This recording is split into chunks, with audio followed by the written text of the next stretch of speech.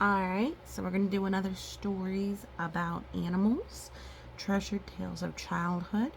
So this is a story. This one came from a book from a family friend. It's a little series. It's actually the second volume of it.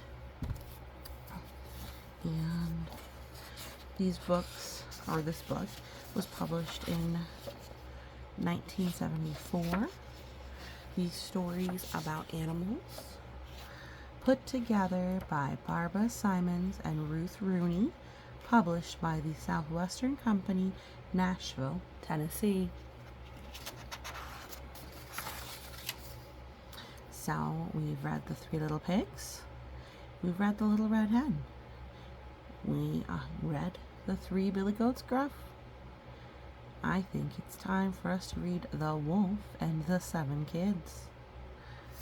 It says over here 1969 is the copyright for this version by Western Publishing Company. All right. Alright, we're gonna do The Wolf and the Seven Kids as told by Gretchen Hansen, illustrated by Ferdinand A. Sondern. A Whitman book, Western Publishing Company, Incorporated, Racine, Wisconsin, 1969, by the Western Publishing Company. Whitman is it's a Whitman book. A Whitman is a registered copyright or trademark of Western Publishing Company. Alright, so we've got a wolf and a baby goat.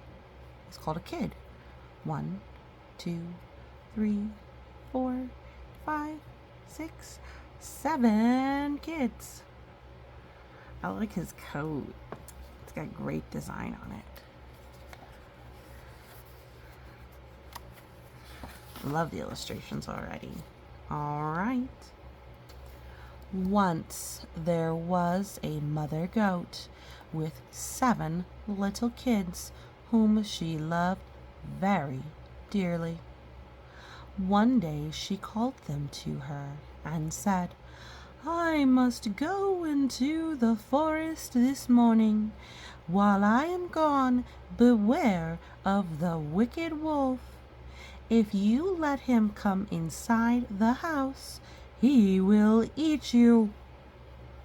He may pretend to be someone else, but you will know him by his harsh voice and his black paws."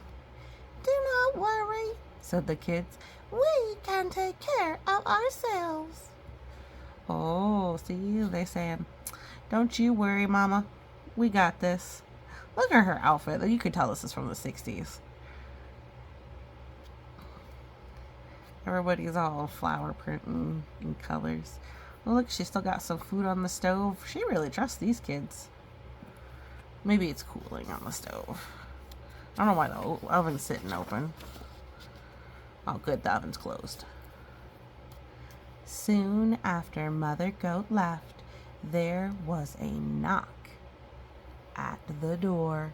Oh, a harsh voice cried out, "Open up the door, dear children. This is your mother." "We will not open the door," the kids said. "You are not our mother. She has a soft, sweet voice. You must be the wolf."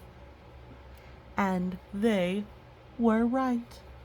But though the wolf went away, he had not given up. He went to a shop and bought some chalk.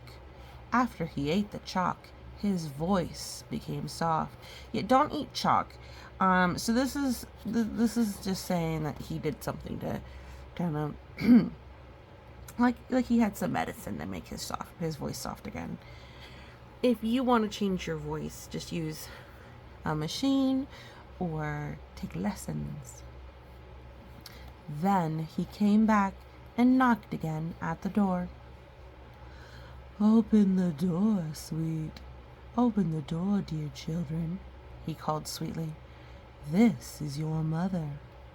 But the kids saw the wolf's black paws against the window. You are not our mother, they exclaimed. She has white paws, and your paws are black. You are the wolf. Let's see. Does she have white paws? She does. See her, and they're cloven little feet rather than paws. So even if he got his paws white, it's still paws and not little feet. Oh, the wicked wolf went away again. This time he went to the baker. I have hurt my paws, he said. Please rub some dough over them. When the baker had rubbed his paws with dough, the wolf went to the miller. Put white flour over my paws, he demanded, and the miller was afraid to say no. The wolf went back to the goat's house. Open the door, dear children, he called. This is your mother. The wolf's voice was soft and sweet, but the kids said, First, show us your paws. When the kids saw the white paws against the window, they thought it must be their mother. Quickly, they opened the door. Uh-oh, what's gonna happen? I love the pig is the miller. He's like, yeah, I don't want to be eaten.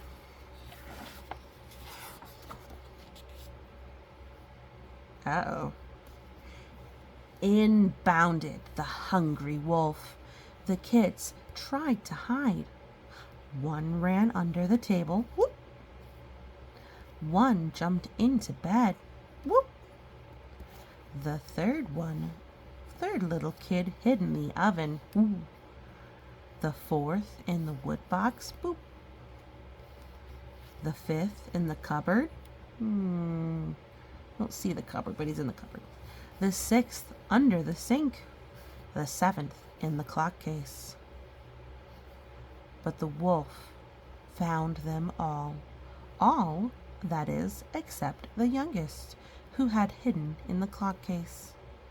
One after another, he gobbled down the 6 little kids. Oh my! Then he went out into the meadow and lay down under a tree to sleep. Oh, I guess, big meal, gotta rest. Here, this is a grandfather clock, and inside of that's called the clock case. Shortly after that, Mother Goat came home. What a sight met her eyes! Tables and chairs had been overthrown. Pillows and covers had been torn off the bed. She called her children one by one, but no one answered, until at last she called to her 7th kid. Here I am, Mother, he replied in a soft, scared voice. I'm in the clock case. Oh my, what a worried mama and a sad child. Mother Goat helped him out, and the 7th little kid told her how the wolf had eaten all the others. Oh my, dear, oh dear, Mother Goat exclaimed. Whatever shall we do? Then she heard a strange noise. It was the wolf, snoring heavily in his sleep. When she went outside to look at him, she saw something moving inside his body. What do you think it is? What do you think it is? Let's see what she thinks it is. Goodness me, she said. Can it be that my poor children are still alive? Oh.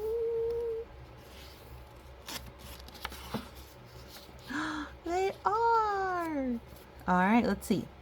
She sent the kid back into the house for her scissors, needle, and thread.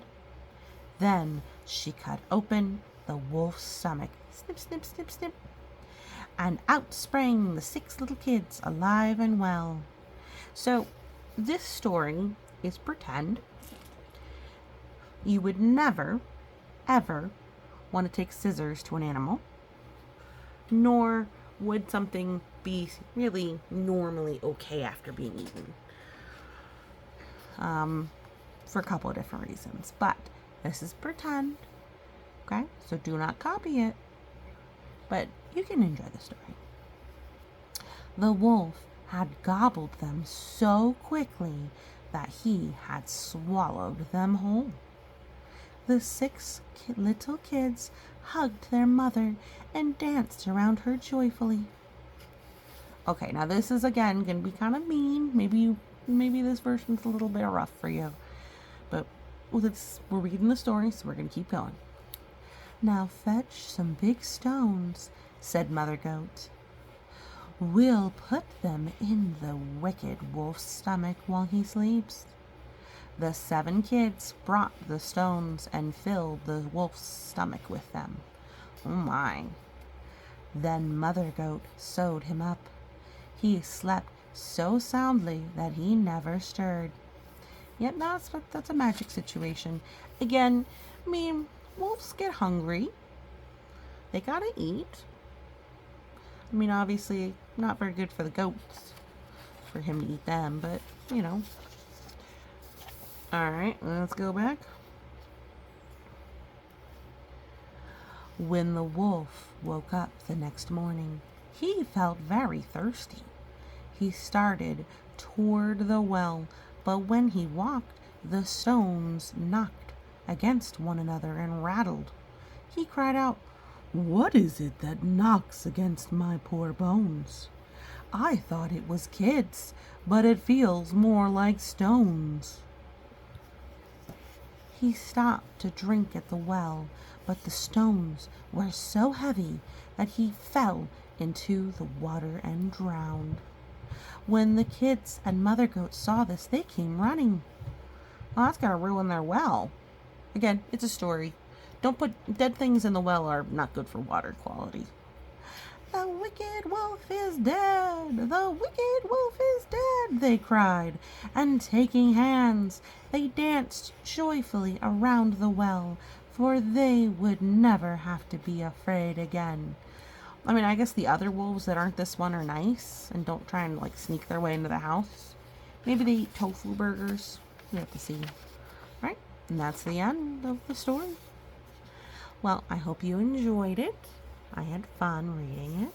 Thank you so much for listening, and you have a great day.